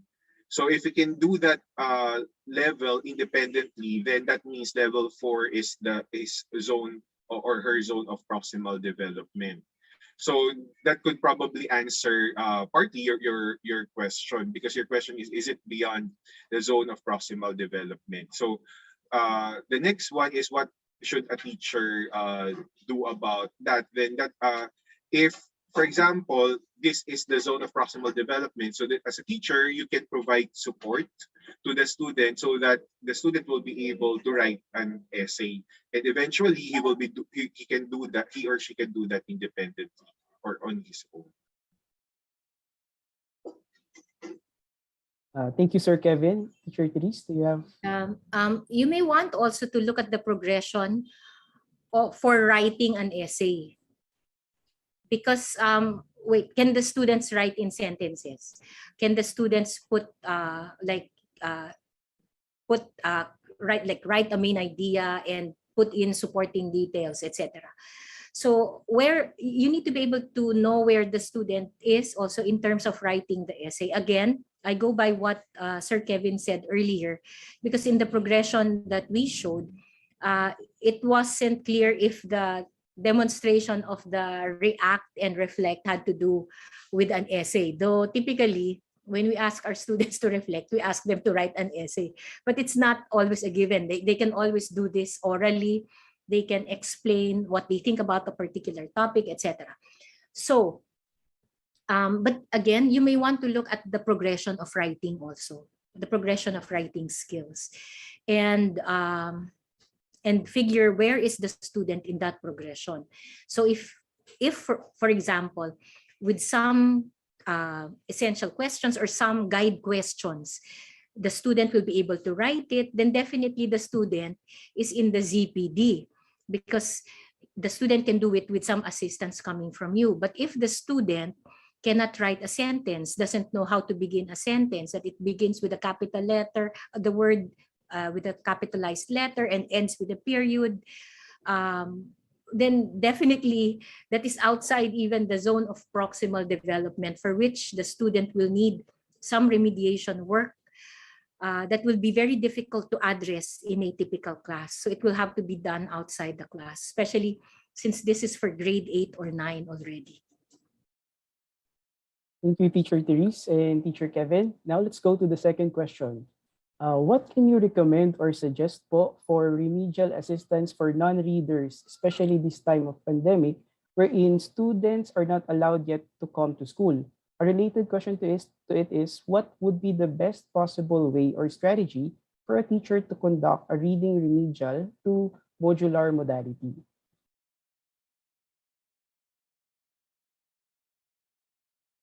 Okay, I think, if I don't know if people will agree with me, but if there is a best time to deal with individual individual reading levels, it's at this time when students are not together in one classroom. So students are at home. And so for issues like this, you will have to work together with the parent. But what is important, it's not a matter of giving materials to the parent, things that they can do at home, but you need to be able to figure where is the student in terms of reading.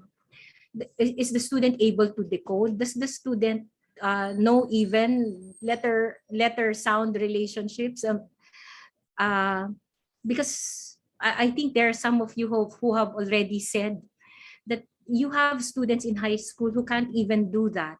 But you need to know where the student is. So there's also like a progression of learning, like acquisition of reading skills.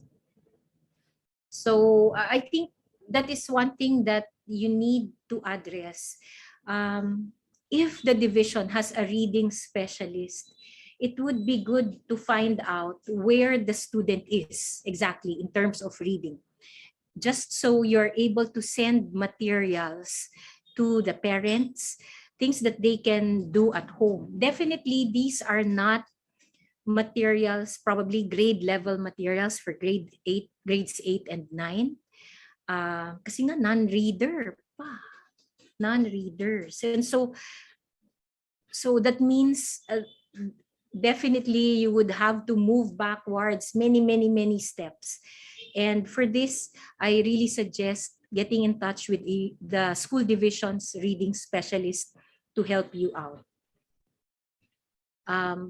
By just giving materials to the student may not work. So you need some guidance really from someone who's more aware of reading processes to help you out. But also, I'll skip that suggestion, because again, it's a non-reader. Because there are some people who can read, except that they read at grade level below the grade level of the batch. So you're not even referring to those types of learners.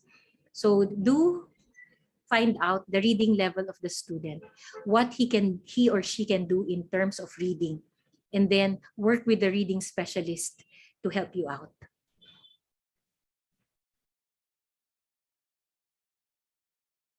Okay. Sir Kevin, do you want to add anything? I have no further comment on that. Okay. Thank you po. Let's move on to the next question. How about those students who are slow? Because we have the target learning competencies to be covered in a quarter. What shall we do, ma'am, in order for them to not be left behind? At the same time, we are conducting remedial class to them.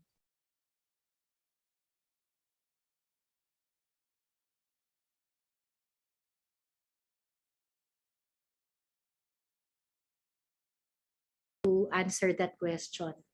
So I did mention this already. Look at the ratios 80-20, 80%, 20%. Again, only 20% should be at this level, which you consider slow. The 80 should not be slow. If you have more, if you have lower than 80% who are slow, then you can't move forward. So that means you need to continue on teaching whatever competencies you need to cover for that particular period. So let's try to avoid jumping from one competency to another just to complete the competencies in the budget of lessons, because that will eventually hurt students. So I am glad that you are conducting remedial classes, or at least remedial sessions, for the 20% who are not, whom you consider to be slow.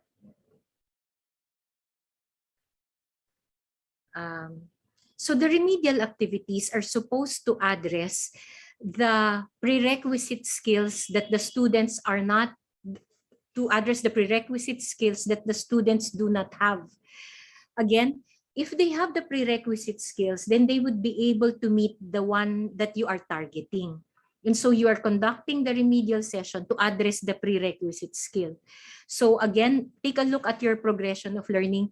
During your remedial class, are you targeting the prerequisite skill? Because if you are not targeting the prerequisite skill, then the child, the student, will not be able to meet whatever you're targeting. So again, remedial work is not just busy work. It is really targeted work. It targets prerequisite foundational skills. So just make sure that you are targeting those. If the students are not able to meet those within your tutorial class or remedial class, that means you still need to break down your prerequisite skills. So it's really a series of breaking down tasks into subtasks. If the student still is not able to handle that, you need to break it down further. Break it down until, and by continually breaking it down, you get to a point where you are able to address what is really foundational. So the remedial sessions should result to acquisition of prerequisite skills that would help students catch up. And that is how you ensure that they are not left behind. Thank you, Teacher Therese. Do you have anything to add, Sir Kevin? I would just like to add that on top of what regarding what Teacher Therese said, it only emphasizes or highlights the importance of knowing the prerequisite skills in the learning progression. So you will see later on the effect if you did not consider that all the students master the prerequisite skills. Eventually, you will have problems with students being left behind. Thank you. Now let's go to the next question. Ito po, sad reality that the modular modality due to the pandemic deprives us, both teachers and learners, of the two factors, classroom discussion and feedback. What could replace these two nowadays?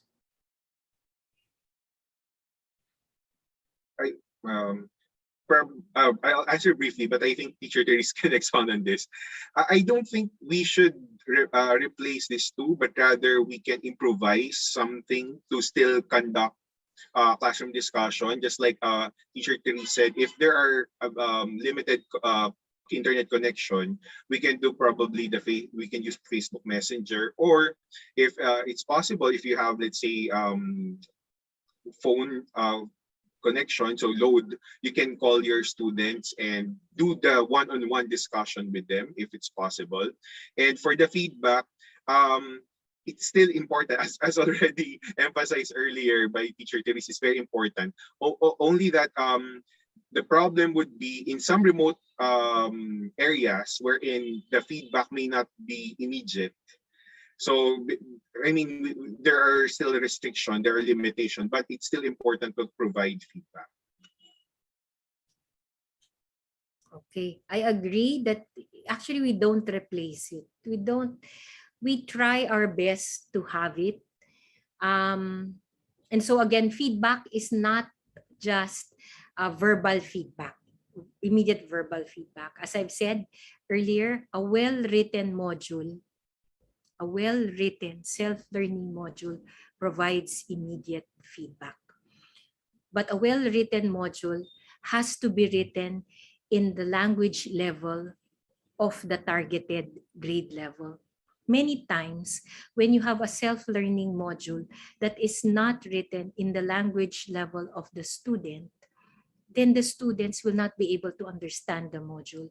And even if you had answer keys there, the students will not be able to understand the answer key and your explanation because it's written at a language level that is not within that student's level. And so typically when we write self-learning modules, they need to be written in the language level of at least a grade level lower, just to ensure that the students who are reading it have the skills to read at the targeted grade level. So when you have a grade 7, for example, you're teaching grade 8, it's very difficult to be writing modules at grade 8 language, because some of our students probably will not be able to understand that. And so you need to write at a lower level just so the reader can read the text more independently and then can benefit and can profit from the explanation that you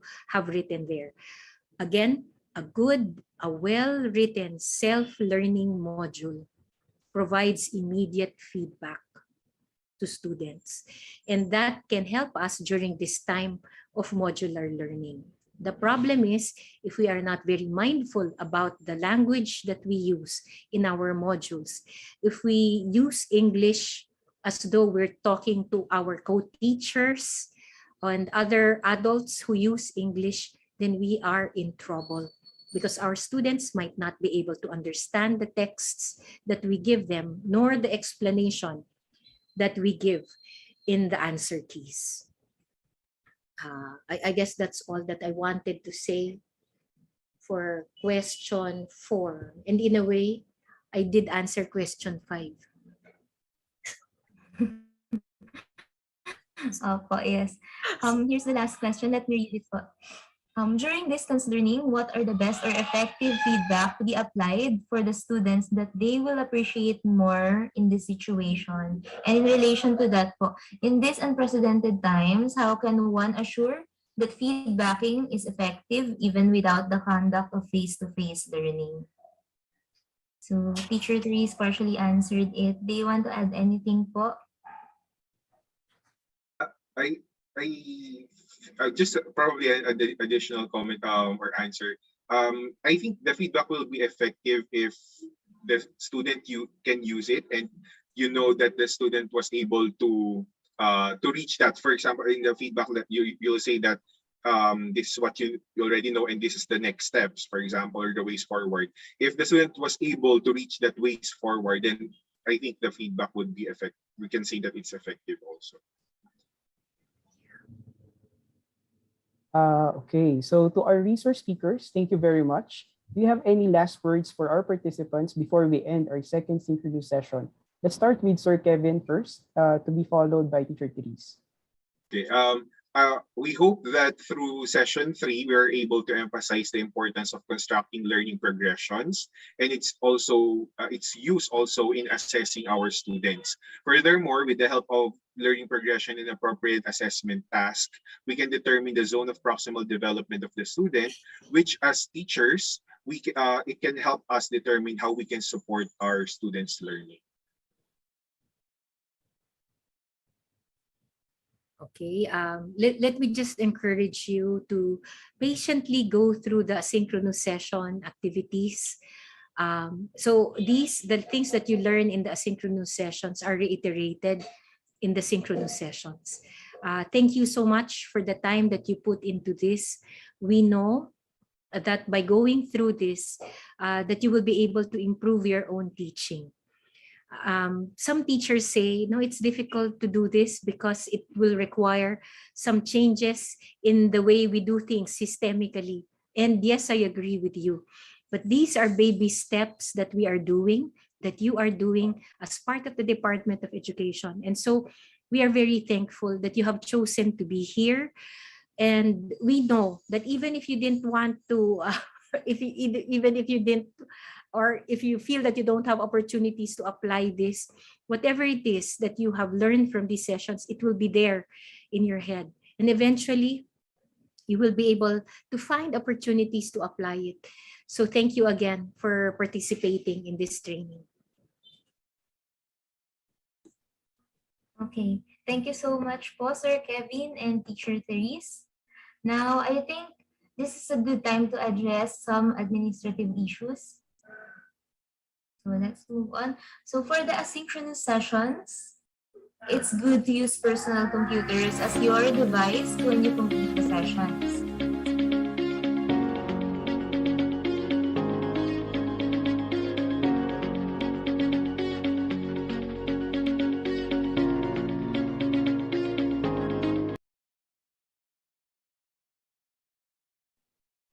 Okay, so let's address some administrative issues now.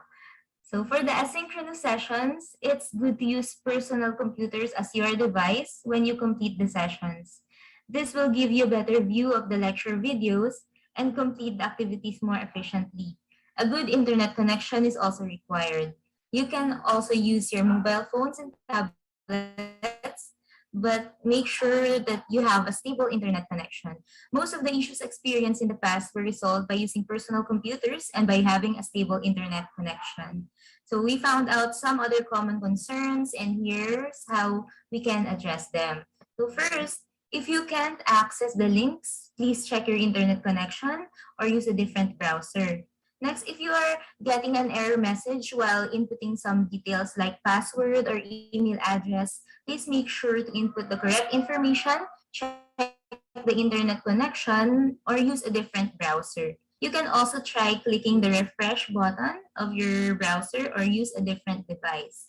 If you have difficulty playing the videos, please check your internet connection or use a different browser. If any of your responses are not being accepted, please try addressing the error message or refreshing your browser. Lastly, here's a gentle reminder, please do not download the videos and share the link and password with others. Also, please do not repost the videos on any platforms. Before we end this session, here are other friendly reminders. Asynchronous Session 5, Interpretation and Use of Student Data Between Lessons, will be available starting Monday, January 31. Asynchronous Session 6, Evaluation of the Assessment Processes, will be available on Wednesday, February 2. Synchronous Session 3 will be held next Saturday, February 5, 9 a.m. via YouTube Live. We highly encourage you to take sessions in order. It is from Session 1 first, going to Session 2 next, up to Session 6 to maximize your learning. For any questions or concerns, please send a message to the Assessment PD Participants Facebook group. Okay, this is the last part of Module 1B second synchronous session for English teachers. We hope that this has strengthened your learning and inspired you to look forward to the next asynchronous and synchronous sessions. We look forward to seeing you next time. Maraming salamat po.